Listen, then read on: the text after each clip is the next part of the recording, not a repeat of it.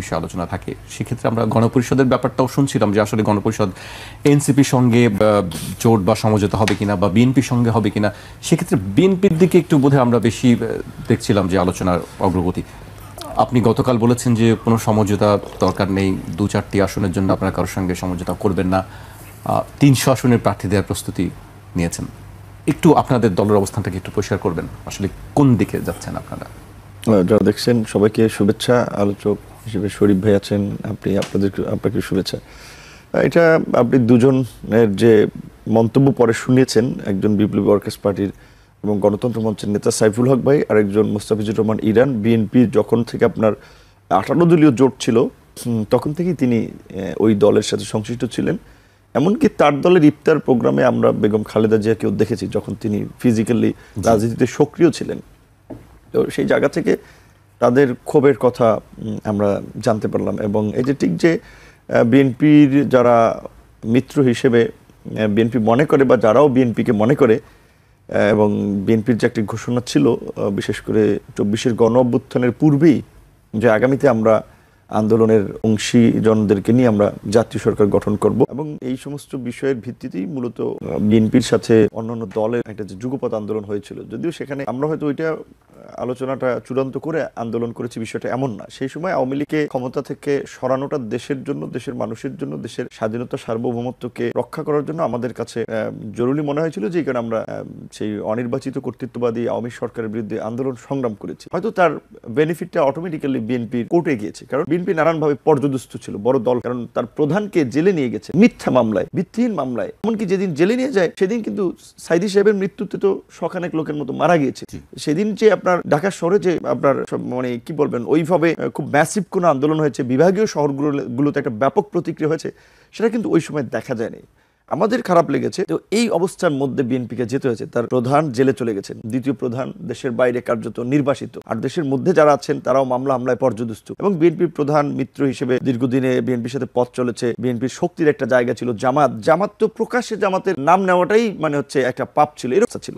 সেই জায়গা থেকে কিন্তু বিএনপির আন্দোলনে বা বিএনপিকে এই সংকট থেকে উত্তরণে কিছুটা আমি মনে করি আশার আলো হয়ে দাঁড়িয়েছিল গণতন্ত্র মঞ্চ বা আমরা এই ছাত্রদের আন্দোলনটা। কারণ এই ছাত্রদের আন্দোলন আমরা 2018 সালে কোটা সংস্কার আন্দোলন, তার পরবর্তী 2019-এ ডাকসু নির্বাচন, ডাকসুর ভিপি হওয়া, এবং তার পরবর্তী কোনো রাজনৈতিক দলের সাথে যুক্ত না হলেও আমরা যে সরকার বিরোধী যে আন্দোলন সংগ্রাম করেছি, এবং সেটা করতে গিয়ে আমরাও যে আওয়ামী লীগের অত্যাচারে পর্যদস্ত হয়ে শেষ পর্যন্ত সমস্ত মজলুমরা এক জায়গায় হয়ে গেছে, অটোমেটিক্যালি সেটার রেজাল্ট কিন্তু বিএনপির জন্যই তৈরি হয়েছে।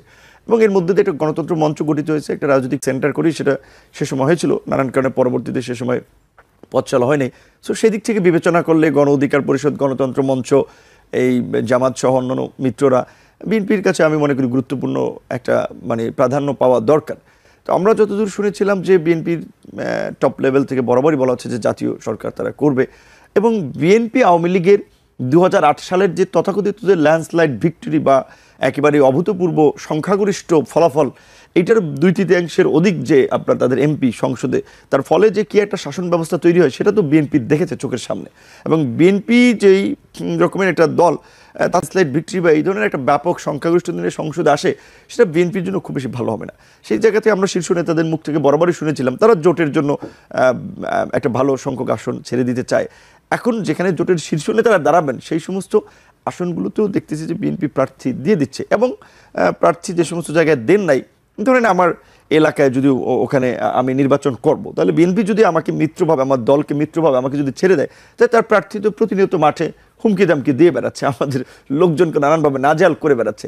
তো মাঠেও এখন তফসিল ঘোষণার আগে মাঠেও ওই ব্যবহারটা পাওয়া যাচ্ছে না, এবং সিটের জায়গা থেকে তো অনেকের সিটে আসন ঘোষণা দিয়ে, সেই ক্ষেত্রে তাদের মধ্যে ক্ষোভ থাকাটা স্বাভাবিক। এখন আমি জানি না এটা বিএনপি কিভাবে আপনার মীমাংসা করবে, তবে এটা আমাদের কথা পরিষ্কার, শেখ হাসিনাকে আমরা ফ্যাসিস্ট বলি, তো শেখ হাসিনাও আমাদের 10টা সিট অফার করেছিল যে নেওয়ার জন্য। শেখ হাসিনা নিজে ফোন করেছিল, আপনার তৎকালীন ব্রিগেডিয়ার জেনারেল জোবায়ের সাহেব, ডিজিএফের হামিদ সাহেব, তারপরে আপনার আওয়ামী লীগের নেতারা, অনেক নেতারা আপনার বলা চলে জোর করে তুলে নিয়ে বসেছেন কিংবা আলোচনা করেছেন দামি প্রার্থী দাঁড়াইলে প্রত্যেক আসনের জন্য আপনার 50 লাখ টাকা করে খরচ দিবে, কারণ সেই সময় তো ছাত্র যুবক তরুণদের জায়গায় গণ অধিকার পরিষদ বা আমরা ছিলাম। সেই শেখ হাসিনার তো পয়সাও নিলাম না, সিটেও সমঝোতা। তো এখন এই গণঅভ্যুত্থানের পরে আমরা একটা মিত্র জোট গঠন করে নির্বাচন করব, সেটা বিএনপি কেন্দ্রিক হোক, 8 দল কেন্দ্রিক হোক। তারা যদি বিবেচনা করে যে এরকমের 2-4 সিট দিয়ে, তো 2-4 সিটে তো এই খুদকুড়া টোকানের জন্য আমরা কারোর সাথে জোটে যাব না। রাজনীতি এই খুদকুড়া রাজনীতি দেশ থেকে বন্ধ হওয়া দরকার। সেজন্য আমরা বলেছি যে প্রয়োজনে আমরা এককভাবে নির্বাচন করবো। হ্যাঁ, সেক্ষেত্রে এমন হইতে পারে একটা আসনে জিততে নাও পারে, না জিতুক, আগামীর জন্য মাঠ তৈরি হবে, রাজনীতি তৈরি হবে। কিন্তু এই দেশের মানুষও আসলে নেতৃত্বের জায়গা থেকে দৃঢ়তা এবং কমিটমেন্ট দেখতে চায়। সো সেই জায়গা থেকে আমরা পরিষ্কার বলেছি যে বিএনপির সাথে কিংবা যার সাথে আমাদের যদি জোট সমঝোতা হয়, সেখানে একটা ন্যায্যতার ভিত্তিতে সরকারে আমাদের কি রোল হবে, আমরা কি ছোট জগন্নাথ মার্কা ইনু মেনন ভাইদের মতো মন্ত্রী সেখানে একটা সিদ্ধান্ত গ্রহণে ভূমিকা থাকবে, এই ধরনের আলাদা আমরা কোনো জোটে যাব না। এটা আমাদের একটা পরিষ্কার অবস্থান।